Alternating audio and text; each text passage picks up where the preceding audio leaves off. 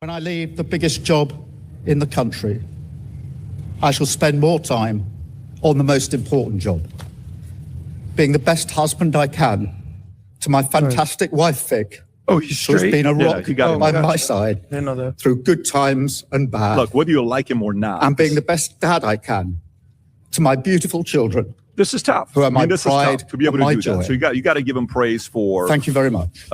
Him resigning. A lot of people are happy. Let me tell you a little bit about Keir Starmer so you guys know what happened here. By the way, if UK, can you ask the question, if UK was a company, where would it rank in the Fortune 500? If UK, go on ChatGPT and ask the question, if the UK were a country, where would it rank in Fortune 500? Well, and can you tell me ever a time where a Fortune 500 company had 7 CEOs in a span of 10 years? Okay. Dang. UK would rank as the 6th. Yo, hold on. I didn't know all that. 7 CEOs, 10 prime ministers in a span of 10 years. Oh, yeah, y'all just can't get y'all shit together. Like, at a certain point, bro, I think y'all might need to take down the whole system. Like, bro, if we'd have ever went through presidents like that, like, bro, you talk about 10 years, 7 presidents. At a certain point, I think us, the American people, would have to just take out the government at that point. It's like, it's cooked. It's cooked. We can't even trust a president for a year, guys. It's cooked. Largest company in Fortune 500. So in other words, it would be a Fortune 10 company. And if it were a Fortune 10 company, having replaced 7 prime ministers in the last 10 years, Cameron, May, Johnson, Truss, Sunak, Starmer, and... All right, come on, guys. PBD's... Okay, yeah, there was that scamming. What was it? The Ponzi scheme that he was allegedly doing. You got to remember, guys, I like to go off facts here. Remember, these are all allegations. It was never fully proven that he was running a Ponzi scheme, even though it's kind of how insurance sales work. But never proven. And, guys, we like to listen to the left and the right. So I kind of got to listen to PBD. Why? Because he's the most listened to right-wing podcast. So I got to see what they're telling people, what people are thinking. Assuming you'll have the next person that's coming up here, that'll be 7 and 10 years. In the history of business, the only other company that went through this before acquisition was Yahoo between 2007 and 17, and they had 7 CEOs during that 10-year period. Aside from that, no one's ever had 7 CEOs in 10 years. Hewlett-Packard had 5, GE had 3. You don't hear stories like this. How the hell does a country not be able to figure this out and realize the top 3 issues that the country has is what? Immigration, crime, economy. Figure that part out. People will be happy. A little bit to know about Keir Starmer before, Tom, I come to you. Born in 62, he was part of the Fabian Democratic Socialist Party in the past. And the Fabian Party was George Bernard Shaw. These guys were openly socialist. They agreed with a lot of things that Karl Marx talked about. So he joined the Labor Young Socialists at school, left-wing activism from the late 70s, contributed to Socialist Lawyer and Socialist Alternative publications, wrote in a Marx influence register. He said Karl Marx was, of course, right on the limits of abstract rights. And then he continues, openly, this organization, the Fabian, openly embrace eugenics. They openly embrace eugenics. And when you go a little bit deeper into the story, do you know what his actual job was prior to becoming a prime minister? You know what? Eugenics was invented by a feminist, so let's just keep it real. His job was, what is the job where you take care of kids to make sure? Oh, my bad. Not invented by a feminist, but pushed by feminists, which is absolutely crazy. Kids are taken care of. CPS. What is CPS? Child Protective Services on the legal side, and then the foster system on the care side. So this guy ran Child Protective Services. And even though he ran Child Protective Services, he never prosecuted James Saville, despite multiple complaints. We all know who James Saville was. The BBC guy? The guy. Jimmy Savile. No, Jimmy Savile, who was the guy that was the UK's version of Jeffrey Epstein, who had done a lot of different things. If you want to pull him up on the screen so people know who Jimmy Savile is, the moment you see his face, you'll recognize him. Guys in the back, if you can pull up Jimmy Savile so the audience can see it. So he does the, Child Protection Services is a part of that. And while the 250,000 report that comes from Rupert Lowe never comments about it, but he comments on the Scottish guy that goes around I'm weak. No, Rob, you're right. That's so true. Even I admitted that one. And guys, I'm center leaning right. So I'm not the most right wing person, but I can kind of empathize with the right wing. And even I got to admit that Mehdi Hasan cooked PBD on so many topics. The only topic that PBD won was close to the end of the interview where they were debating Kamala Harris crushing the feet. You know, Mehdi Hasan were trying to say, oh, no, it wasn't that bad, but it was that bad. But everything else from like the Iran war, UK immigration crisis, Mehdi Hasan had the facts and he completely cooked PBD on it. I ain't gonna lie, it was a good interview. And I kind of knew it was going to go down like that. And stabbed a couple guys, but never once about what happened with. So a lot of people in UK are actually happy that this happened, but it's a travesty that still these issues in UK have not been addressed the last 10 years. If this were a corporation, the shareholders would lose their mind at the board. Tom, your thoughts on Keir Starmer resigning? So I appreciate that you can stand at a podium as a man, as a father, as a husband, and get choked up. And I do respect the fact that he stood at that podium with some dignity talking about transition. So I give him credit for that. But his record, what you just covered as Child Protective Services, he failed and then got promoted eventually to prime minister. You were bringing about companies, Pat. In the last 10 years, there's been one company that has had 5. You looked at the records. Like I lived through the Yahoo thing, 2007, 2017, Susan Decker and all these people that were there. My gosh, what a revolving door. But in the last 10 years, 5 belonged to a company called Starbucks, and we've even covered them. It was Howard Schultz, then Johnson, then back to Schultz, and then Narasimhan. Remember we covered him. Don't talk to me after 6 He was the p.m. consultant. Yeah, he said, right? Don't talk to me after. I'll give you that one. Bro, one thing about these I'm gonna be real with you, these Iranian monarchists is basically what PBD is.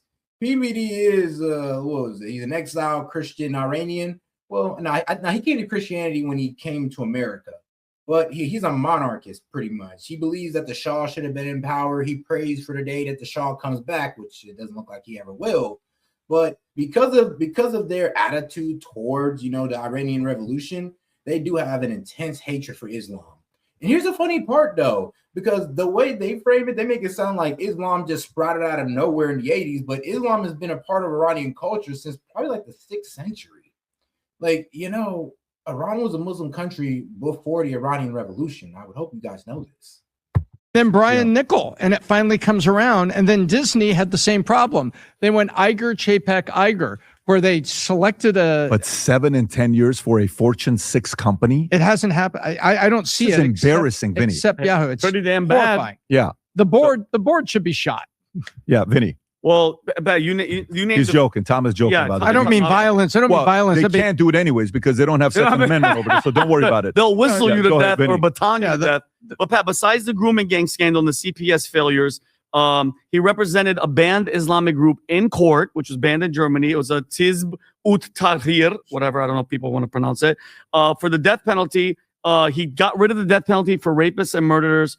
Caribbean, Africa, South Africa. He stood up for that. Jimmy Savile, like you talked about, Epstein, and all that type of stuff. And it's really sad, Pat. You mentioned that over the weekend, a 36-year-old Scottish man, which, by the way, this goes without saying, anything violent because of people's religious beliefs and all that is absolutely wrong. But the double standard here, this happens. This 36-year-old Scottish man stabbed. He went on a rampage in Edinburgh, immediately branded terrorist. This anti-Islamic person, Keir Starmer, was too sweet on it. But a couple months earlier, remember Mustafa Kone? He was stabbing people in the same city in Edinburgh. Guess what? Crickets. They said he was mentally ill. And by the way, anybody out stabbing people for any reason, you're mentally ill. So the double standard, Pat, it drives me. Okay, well, you understand that, but then why do you guys put that on all of Islam?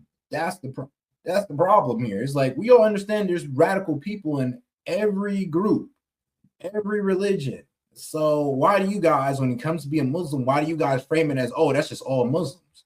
When you do understand that people have mental illnesses in every community, every religion. It's like, that's the problem with PBD and the rest of these guys. They'll have that same understanding for other groups, but not Muslims. And this is why, like, bro, it's really hard to listen to these guys when they get to talking about Islam, Because it's like, dog, trust me, I'm not a Muslim, but girl, show some consistency here. Show some type of consistency. Crazy. And they never use the terrorist label, what you're saying. Yeah. And then Pat, you said he was crying right now. And I get it, bro. I get the emotional part, crying about his kids.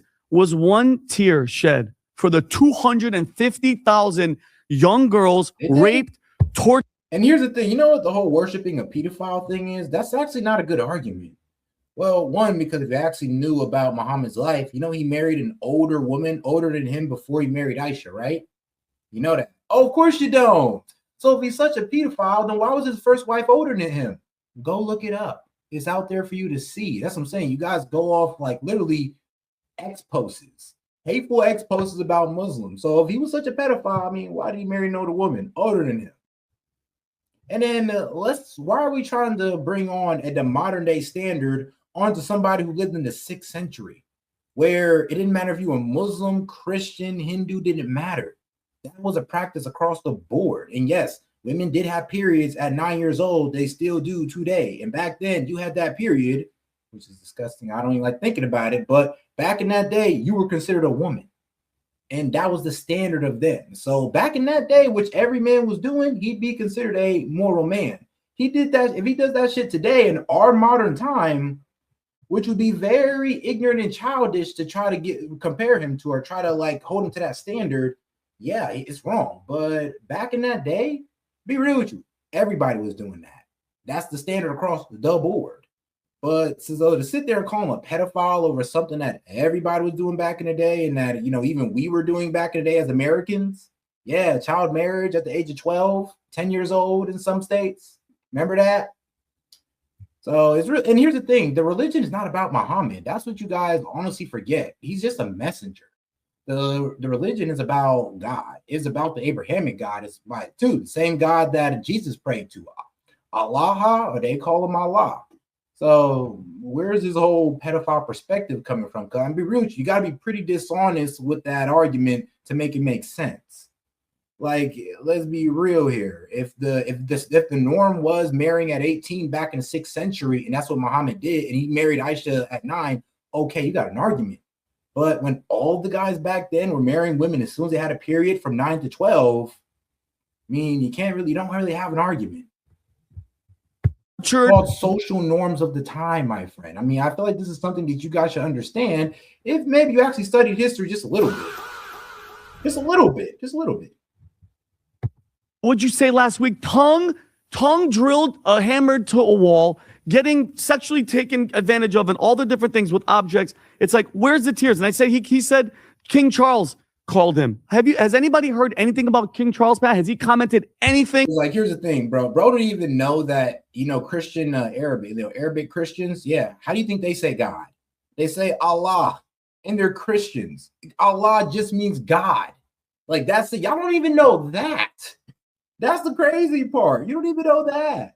Like, bro, the Jewish Israelis, bro, they say Allah too. They say Allah too. Why? Because it means God in Arabic. Like, are you serious? Y'all don't know this? But y'all have such strong opinions?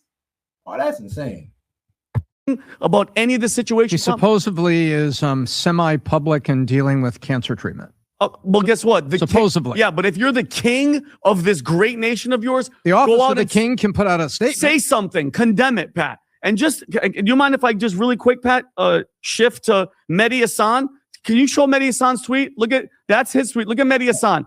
The same week that Rupert Lowe put out this BS rape gang report, falsely claiming Muslims raped 250,000 white girls, the same week Elon Musk. Actually, I did have to look that up, guys. And yeah, there was no, the report's very misleading. It says that, oh no, the projected number is 250,000, UK girls, not the actual number.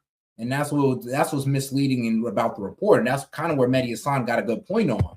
Because nowhere does it say, oh yeah, 250 white girls. It says that's the presumed number of victims. That's what we believe. And I mean, not verified. They said, yeah, this might be the approximate number. And I'm just like, and I looked into it. I'm like, all right, so you're not saying that it's 250 white girls. What the hell are you saying? Oh, it could be ranging anywhere from 100,000 to 250,000. Like, oh, Okay, that's a pretty wide ass range, but still bad, still terrible, still shouldn't have happened, still was hidden, by the way. Amplified it here, and this is what happens is anybody is surprised they're inciting. This is what kills me about the right, and this is where you guys gotta understand you're gonna get cooked every time. You guys don't really investigate this stuff thoroughly. Like, you guys don't have your evidence together. And this is where guys like Mehdi Hassan come in and dismantle you. Like, well, where do you see it? Please show me where it definitively says that the Muslims raped 250,000 white girls. And you won't be able to show him it. You won't. You'll be able to give him cases, of course. I mean, you can give cases all day, but you won't be able to show him the actual number. Just like we can't prove election fraud and all that good stuff. Just like you can't prove that Iain Omar actually married her brother. It's all stuff that we never truly investigate. And we kind of just put propaganda out about it. It kind of kills me, but it's something that the right easily falls for every time. Violence against Muslims and emboldening extremists. And I don't even want to show up, Pat, with Mehdi Hassan and his past. He's saying all this stuff, and he said it's BS. It's not a mistake. It's not exaggeration.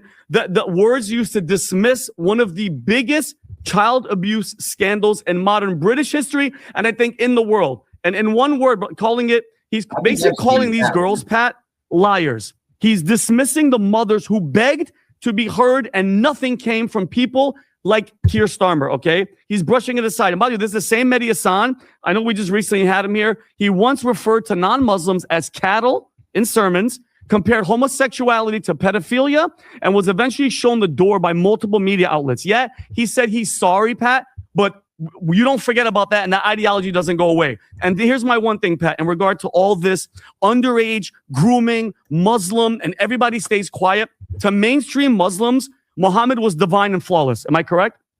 So Muhammad married Aisha when she was 6, and then... No, that's not it at all. What the hell? No, they don't believe that. They don't believe that Muhammad was divine or flawless. They believe he was a messenger. Like, you being a messenger of God doesn't mean you're divine, doesn't mean you're flawless, because many messengers of God throughout the Bible and the Torah had their flaws. So, no, that's not how it works at all. Like, Islam is all about worshiping Allah. They like Muhammad. They see him as a role model, not divine, not like the Messiah, just a role model. It's you guys, and it's kind of crazy because the way the Christian religion is constructed, they tend to push that on the Islamic or the Muslim religion, because you guys deified a messenger. You feel like that the Muslims are deifying a messenger, but they're not. The only thing they deify is God. That's it. That's all. I mean, like I said, Allah is just a messenger, and you guys have this, I'm be real with you, completely erroneous argument that, oh, well, you guys deify him and you see him as divine. No, he was just a messenger. That was it. That was all. Like, what do you mean divine? I'm pretty sure any Muslim's gonna look at Vinny crazy, look at you crazy if you say, well, you believe that he's divine, right? No. Trust me, that goes against the entire Muslim like religion. They don't believe that nobody's divine, not even Jesus. They don't even believe that Jesus is the Son of God. They believe he's a Messiah that's gonna come back, but they don't put anybody on God's level. So they most definitely won't put Muhammad on God's level, because they won't even put Jesus on God's level. And they believe that man's going to return. He was 50. Then he had sex with her. Some would call that child rape when she was 9, and he was... No, it wouldn't be considered rape, because we're talking about the 6th century when everybody was doing that. So and then here's the thing, though, you have to be consistent. Are you going to say that Christians were also raping young women at that age too? Because that was a common practice. At first blood, which means your first day, your period, you are officially a woman. And that happened at that time from 9 to 12. So at that time, this would be a pretty ignorant argument to sit there and put a modern day standard onto somebody who lived in the 6th century. It's like, are you serious, dog? We don't even do that to the Americans that was able to marry children back in like the 30s and shit. We don't even do that to Americans who are marrying kids back in the 1800s. Okay, bro? So I think we might want to chill on this one if we're not going to be consistent with our outrage. 53. So sleeping with children cannot be divine to Muhammad, Pat, and evil to his followers. Does that make sense? That's why I think, I think Muslims struggle with denouncing child rape, because they don't struggle with denouncing child rape, bro. They just look at y'all crazy. You're trying to call it child rape, but then it's just like, bro, back in that time, and it was consensual, because remember, Aisha wrote her own hadith and she praised the man Muhammad. She never said that Muhammad raped her, never said that Muhammad beat her. I mean, we could all sit there and disagree with it, but guess what? Because we're living in modern times where that is illegal, where that is looked down upon, and you're trying to put your modern lens on the 6th century. I'm sorry, but that's extremely intellectually dishonest.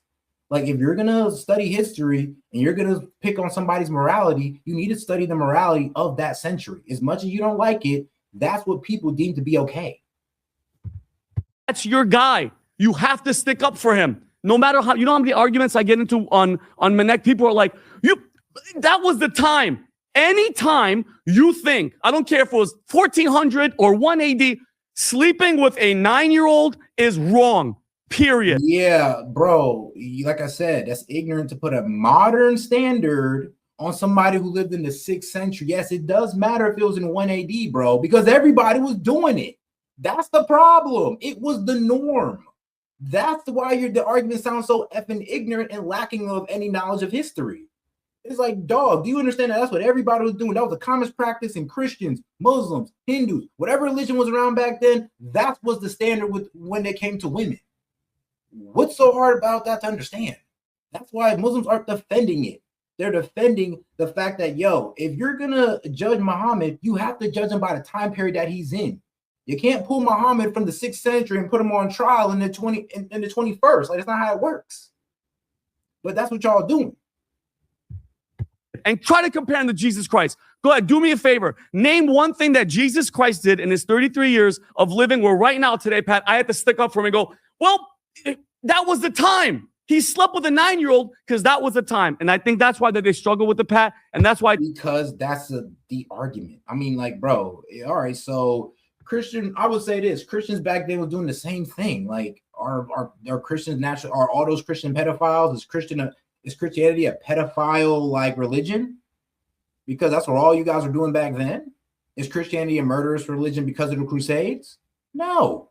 So like I said, you're not even willing to put that standard on yourselves. And Muhammad was not divine. You guys are trying to hold Muhammad and Islam at the same standard as Jesus. And that's not how they see Muhammad whatsoever. So you're incorrect in your entire assessment here. It's like, what? I think that whole ideology is captured because you have to stick up for him. You have to stick up for Muhammad. No, you don't. You don't have to stick up for Muhammad. It's just, we're just looking at you with a confused face because, I mean, let's be real. I mean, even when I was in 6th grade, I was taught this concept that you don't judge people. You don't judge people for your time era. If you're going to study history honestly, you got to judge people for the time era that they're in, for the things that were allowed, which made them a moral man in that era. Sorry, but sleeping with a 9-year-old girl was done across the board, 9 to 12, sadly. And at that time, you were seen as a moral man. Hell, not even the women seen it as wrong. Why? Because it was the norm of that time. I'm not sure what's so hard to understand about that. It is not like we're saying, oh, it's okay. We're saying that, look, we get it. If it was done today, we would condemn it. But the problem is, though, it was done in the 6th century. So you can't hold them to the same standard as the 21st century. Do you guys not understand how that's kind of like dishonest? A dishonest way of arguing. Especially if we're arguing historical figures, by the way. Because when you're doing that, you definitely got to stick in the time period. Vinny's going in. I'm respecting you, honest. Vincent. Cool. No, I think it's just sad to see where the UK brand is. It's a revolving door of weak leaders. You know the whole story about strong men create good times and weak leaders will create hard times. And that's basically where UK is now. I would say like the poster child to basically show what's going on in the UK is not even the prime ministers. What happened with Harry and Meghan? You're a prince. And I'm saying when he's got his own money, he's got his own money. You're a prince. You're going to basically excommunicate yourself for some B-list American actress, move to America, make a mockery of basically the royal family. That to me signified these guys have no clue what they're doing over in the UK. And Keir Starmer is just the latest victim of just weak losers who are coming in and out the door. But, PBD, you brought up one thing that I wanted to bring up. Follow the money. You said that UK is the 6th richest country in the world. Come on, bro. Don't be ignorant. You said, no, it wasn't. Bro, are you serious? So, like I said, I guess you just never went through a history class. Never went through social studies? Because, you know, like I said, this is like sixth grade knowledge. I'm sorry, but this is sixth grade knowledge here. That in the 6th century, they were marrying women pretty damn young. Sixth grade knowledge. You telling me, no, it wasn't? Like, do you really need me to embarrass you and prove that it was? Do you really want me to do that to you? Like, because, I mean, bro, we can go back to the average age of marriage shooting the 1800s in America, and you would have no room to talk. And remember, they're mostly Christians, right? What, is America a pedophilia nation? Well, no, man. The way we letting Jeffrey Epstein get off, that might actually have to be a yes. GDP is just shy of $4 trillion, $3.8 trillion. Do you know London, the premier financial hub of the Western world for centuries, until the United States, basically took the throne. The UK, if they were part of the United States, do you know where they would be ranked in terms of what state they would be? 51st state in GDP per capita. Our poorest. Jesus, our poorest state is doing better than UK? Hey, nah, that's wild. As a former global superpower, that is embarrassing. Y'all should at least be on California's level. But, bro, our brokest state is doing better than the UK. I mean, that should tell you a lot. That should tell you how bad it is. That should tell you how bad it